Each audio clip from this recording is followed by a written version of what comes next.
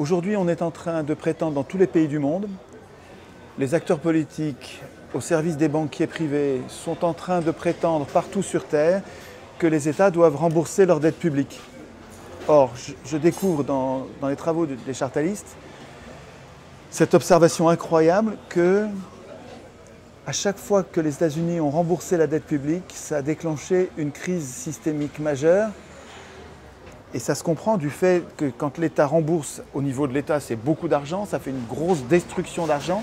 Et les sociétés, la société américaine en l'occurrence, manquent d'argent brutalement quand l'État essaie.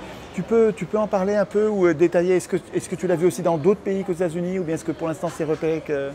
Oui, en fait on le voit universellement, mais c'est particulièrement flagrant pour le cas des États-Unis.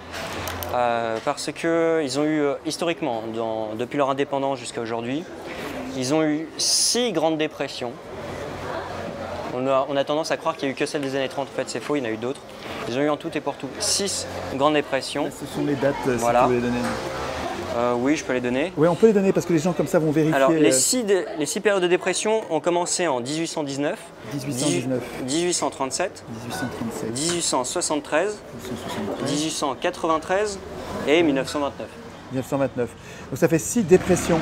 Et ce que observe Et il y a aussi les 6 périodes où l'État fédéral américain a essayé le plus de rembourser sa dette publique. Ce qu'on nous demande aujourd'hui. Voilà, exactement. Et qui va nous conduire à la crise, puisque à chaque coup ça donne une crise. Et alors les dates qui correspondent, c'est incroyable, à chaque fois c'est juste avant la dépression. Voilà, l'État qui est en train de rembourser ses dettes. À chaque fois, il ne faut pas que l'État rembourse ses dettes.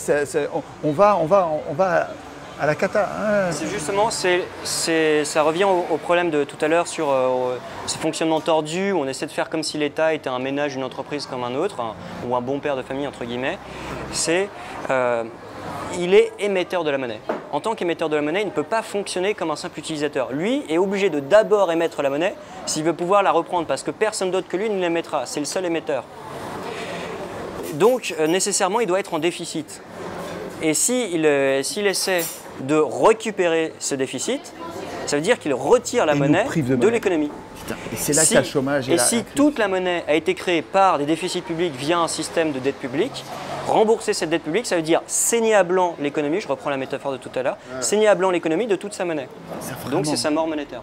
Ça, c'est majeur. Je ne sais pas comment on peut faire pour s'arrêter là-dessus. Il faudrait l'écrire en surimpression pour que les gens fassent… Oui, mais si tu veux, l'écrire de façon brève, quoi. Je veux dire, à chaque fois que l'État rembourse la dette publique, essaye de rembourser la dette publique, à chaque fois, c'est une crise systémique majeure parce que nous détruisons trop de monnaie. Ça, je te passerai un petit graphique. C'est une frise chronologique avec les périodes de dépression des États-Unis, les périodes de remboursement de la dette publique, et on voit donc qu'à chaque fois, ça suit. Il y a des grosses bandes de blanc où il ne se passe ni l'un ni l'autre. Puis à chaque fois, hop, succession des deux. Alors parce que, si tu veux, mon intuition, c'est que les acteurs publics, les politiciens, ils n'essayent pas en ce moment de rembourser la dette publique avec une intention maligne. Je ne pense pas. Je pense qu'ils sont juste ignorants. Ignorants, ce que je découvre là en te lisant, je ne l'ai pas du tout appris à l'école. Mais pas du tout. Donc je pense que les acteurs politiques, les socialistes, les UMP, tous ces gens-là, ne l'ont juste pas appris. Ils ne le savent pas.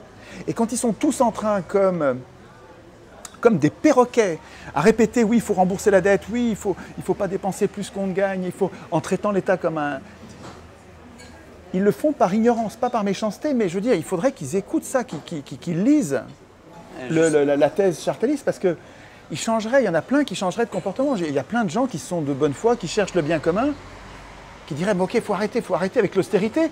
L'austérité pour l'État, c'est la plus grande connerie qu'il y a à faire. » L'austérité, ça n'a de sens que quand il y a inflation. S'il n'y a pas d'inflation, c'est stupide. Ça veut dire que s'il n'y a pas d'inflation, ça veut dire qu'il y a juste assez de monnaie pour la production de l'économie.